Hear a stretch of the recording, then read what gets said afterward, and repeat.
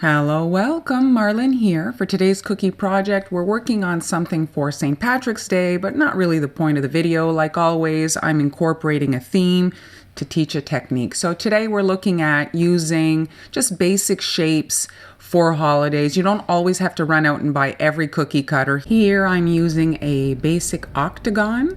And then I looked when I grouped them together that I could fit a little square in there. And so that's what I've got, a little square-shaped cookie that is the perfect bite size.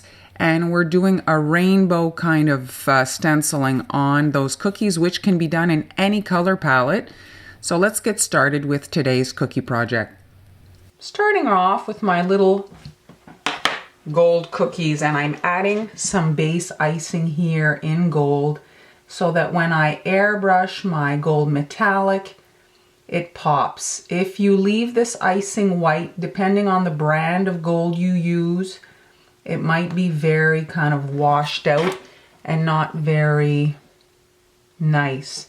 If you want, there's all kinds of different gold tones. If you want, you can actually add some yellow to brighten this. This is kind of more on the brown side. You'll get more of like an Aztec gold, I guess. And you could dip them, I guess, but I wanted a nice smooth finish here. And once you've got these all flooded, you can let them dry. You can actually, if you're airbrushing versus painting, you can do that right now. You don't have to wait for the surface to dry when you airbrush. One of the reasons why I like my airbrush. Here are my gold cookies that I'm going to airbrush now with gold paint, edible paint. You can do several passes if you want with your...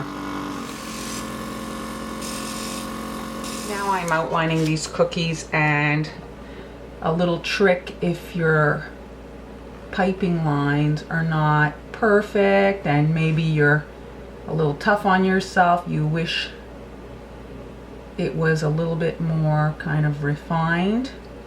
Well, a little trick is sanding sugar. So you just run through your cookie and then a little dunk in some pretty sanding sugar, and it'll flatten and correct any imperfections that you might not like, and you can come in and kind of tweak your lines.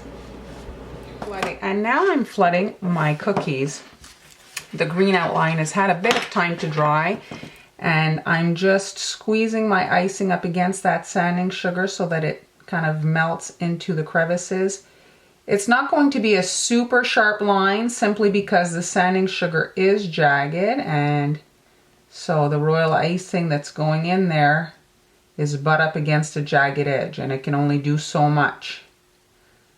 But it's still pretty polished. I mean, it's not messy looking. And now I'm just filling in the whole thing. I think one of the misconceptions about royal icing is that it has to be very runny to heal over, and actually that's not the case. The icing can be surprisingly runny and hold its shape and needs some help to kind of level. And that help comes with a little shake there, you see? And that smooths it over. Now I'm going to stencil my cookie. I'm placing the clover dead center. And now I'm adding my colors. So pink, and I did a test. It was a bit narrow, so I'm doing 2 lines, and then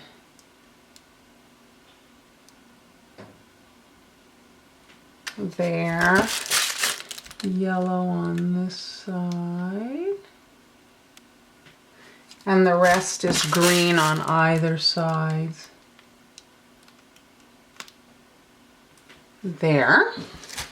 And now I've got my scraper, and I'm pulling so that the rainbow doesn't get too kind of messed up. Just pull straight across.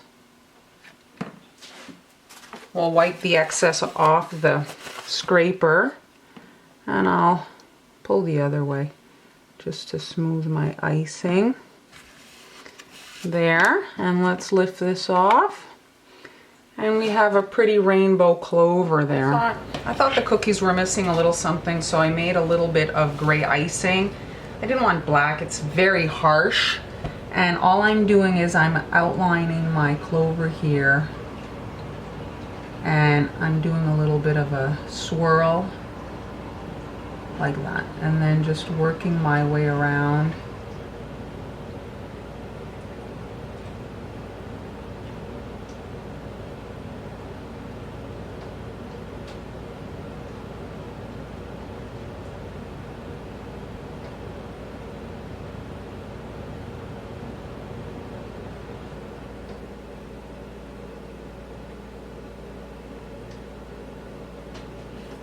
And then I'm adding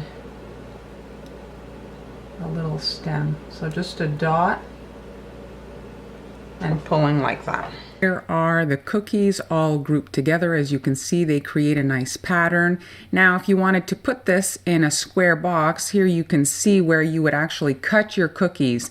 So you could take a knife and trim them so that they fit perfectly in the box and so that that pattern does not shift. So let's say you were to have a 6x6 box, you measure your cookie cutter and your little squares there to make sure that everything fits, and you know in advance how you need to trim off your cookies. So if you look at the one that's cut right in half, well, that's perfect. You get to use that in 2 boxes or on both sides of that pattern.